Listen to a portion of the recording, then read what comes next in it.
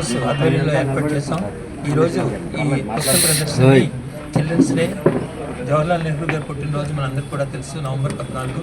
కనుక ఈ పుస్తక ప్రదర్శనని greater Visakhapatnam municipal corporation commissioner గారు అయినటువంటి సంపత్ కుమార్ గారు ఐఏఎస్ వారు వచ్చి ప్రారంభించినందుకు బుక్ హౌస్ తరఫున కూడా వారికి ధన్యవాదాలు తెలియజేస్తున్నాం. కనుక తెలుగు భాష యొక్క ఔన్నత్యాన్ని కాపాడటంలో అనేక దశాబ్దాల నుంచి కూడా విశాలాంధ్ర కృషి చేస్తున్నటువంటి విషయం మీ అందరికీ కూడా తెలుసు.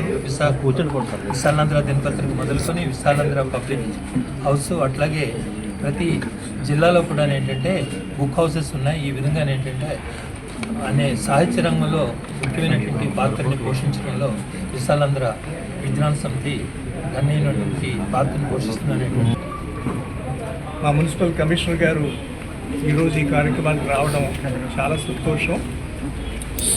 ఎందుకంటే వారు వస్తున్నారంటేనే బుక్ లవర్ అని మాకు అర్థమైపోయింది. బుక్ లవర్స్ అందరూ కూడా ఇటువంటి కార్యక్రమాలకి వస్తూ ఉంటారు. చాలా సంతోషం. చాలా మాట్లాడవచ్చు, కానీ నేను ఒక 5 నిమిషాలు మాత్రమే మాట్లాడతాను. ఈరోజు ఈ కార్యక్రమం ఏర్పరిచిన విశాలాంధ్ర బుక్ హౌస్ వారికి, వారి సంబంధీకులందరికీ కూడా ధన్యవాదాలు చెప్పాలి.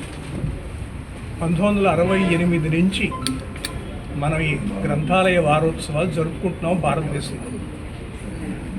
1912లో అయ్యంకి వెంకటరమణయ్య గారు మెడ్రాస్లో ఒక గ్రంథాలయ సమస్యల మీద ఒక కమిటీకి ఏర్పాటు చేసి ఒక మీటింగ్ పెట్టారు. ఆ మీటింగ్లో ఇండియన్ లైబ్రరీ అసోసియేషన్ అని స్థాపించాలని నిర్ణయించారు. అది 1937లో స్థాపించబడింది. ఆ తర్వాత 1968 నుంచి గ్రంథాలయ వారోత్సవాలు జరపాలని నిర్ణయం జరిగింది. అంటే మనం ఇప్పుడు లెక్కేసుకుంటే 57 అయి ఉంటుంది. 57 గ్రంథాలయ వారోత్సవాలు మన దేశం మొత్తం మీద జరుగుతున్నాయి. పుస్తకం హస్తభూషణం. మనకి ఈ రోజున మొబైల్ హస్తభూషణం అయిపోయింది, కానీ పుస్తకం హస్తభూషణం ఉండాలి అంటే మొబైల్ వాడేవాళ్ళు చెప్పొచ్చు, ఫేస్బుక్ ఉందండి దాంట్లో, కాబట్టి అది కూడా హస్తభూషణం పుస్తకభూషణం అనవచ్చు. కానీ అన్నీ ఫేస్బుక్లో ఉండవు, అన్నీ గూగుల్లో ఉండవు, పుస్తకాల్లో అన్నీ ఉంటాయి. కాబట్టి దాని గురించి చిరిగిన చొక్కానైనా తొడుక్కో కానీ ఒక మంచి పుస్తకం కొనుక్కో అని కందుకూరి వీరేశలింగం గారు ఎప్పుడో చెప్పారు. పుస్తకాన్ని మించిన స్నేహితులు లేరు. పుస్తకం కారాదు పురావస్తు. పుస్తకం పుటల మధ్య ఒత్తిగిలి దొరికే పూల సువాసనల పరిమళాలు. పుస్తకం జారిపడిందని ఇచ్చిపుచ్చుకునే నెపంతో మాటలు కలిపే ప్రేమ వ్యవహారాలు.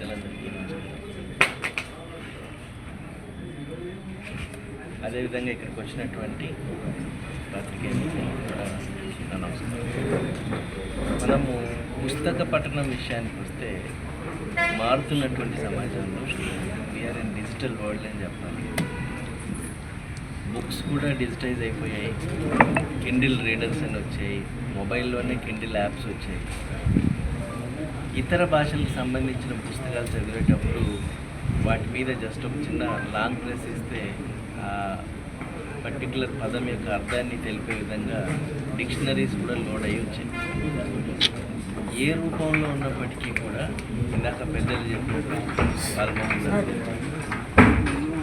పుస్తకం అనేది మన ఇండియాలో 10.5 పేజీ మాత్రమే కాన్స్టెంట్ రీడర్స్ ఉన్నారు అనేది మనకు ఉన్నటువంటి యావరేజ్.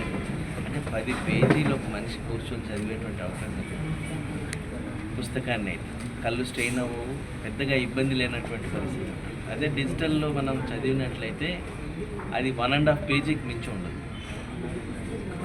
మనం ఏదైనా సరే మనుషుల యొక్క టెండెన్సీ ఎలా ఉందంటే వీడియోస్ ఎంతసేపు అయినా చూస్తాం,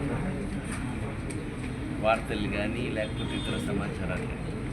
ఈవెన్ కిండిల్ రీడర్స్లో కానీ డిజిటల్ రీడర్స్లో కానీ 1.5 పేజీ మించి ఎవరు చదివేటువంటి అవకాశం లేదు. ఈ పరిస్థితుల్లో పిల్లల్లో వచ్చినటువంటి మార్పుల్ని మనం గుర్తించి సాధ్యమైనంత వరకు ఫిజికల్గా పుస్తకాలు చదివించేటువంటి అలవాటుని చేయకపోతే క్రమక్రమంగా మనకు విలువలు అనేటివి తగ్గుతుంది.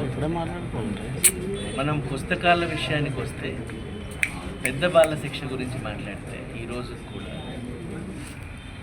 ప్రతి ఇంట్లో ఉండాల్సినటువంటి పుస్తకాల్లో పెద్దవాళ్ళ శిక్ష 2 భాగాలు ఉన్నాయి. దాదాపు చాలా పెద్ద స్థాయిలో పుస్తకాలు ఉన్నాయి. బహుశా మా జనరేషన్ నుంచే పెద్దబాల శిక్షణ పక్కన పెట్టి ఇతర సిలబస్ని తీసుకొచ్చారు. అంతకు మా ముందు తరం వరకు కూడా పెద్దబాల శిక్షణ చదువుకున్నారు. నా వయసు దాదాపు 45 సంవత్సరాలు. సో ఈ నేపథ్యంలో మళ్ళీ తిరిగి అలాంటి పుస్తకాన్ని మనం చూడలేము. ఎన్సైక్లోపీడియాస్ అని చాలా వచ్చినప్పటికీ కూడా ఈ ఓవర్లోడెడ్ మెటీరియల్, ఓవర్లోడెడ్ ఇన్ఫర్మేషన్తో పిల్లలకి చదవాలి అన్నటువంటి జిజ్ఞాస పోతుంది. సో ఒక మంచి ఏదైనా సరే ఒక లైన్ చదివితే గుర్తుపెట్టుకునే విధంగా చాలా సరళమైనటువంటి భాష రాస్తూ ఉన్నటువంటి పెద్దబాల శిక్షణ మళ్ళీ తిరిగి పునరుద్ధరించాలి. మన సిలబస్ అనేటువంటిది అకాడమిషియన్స్ అందరూ కూర్చొని ప్రిపేర్ చేస్తున్నటువంటి నేపథ్యంలో చాలా సిలబస్లలో ఇక్కడున్న ప్రతి పుస్తకానికి సంబంధించినటువంటి నేపథ్యము ఆ సిలబస్లో ఉంటుంది. కానీ పుస్తక పఠనాన్ని అలవాటుగా చేసుకున్నటువంటి వ్యక్తులు ఆ సిలబస్ని చదవడంలో, ఆ సిలబస్ని అర్థం చేసుకోవడంలో ఉన్నటువంటి ఆ సులభతరమైనటువంటి విధానం ఏదైతే ఉందో అది సహజంగానే పిల్లలకి అలవాటు కావాలి. అలా కావాలి అని అంటే ఇలాంటి పుస్తక మహోత్సవాలు ఎక్కువగా జరగాలి. పుస్తకాన్ని పిల్లల యొక్క డైలీ రొటీన్లోకి తీసుకెళ్ళగలిగేటువంటి అవకాశం ఉండాలి. ఆ విధంగా తల్లిదండ్రులు వాళ్ళని ఆ విధంగా వాళ్ళని కార్యోన్ముఖం చేయాల్సినటువంటి అవసరం ఉంది.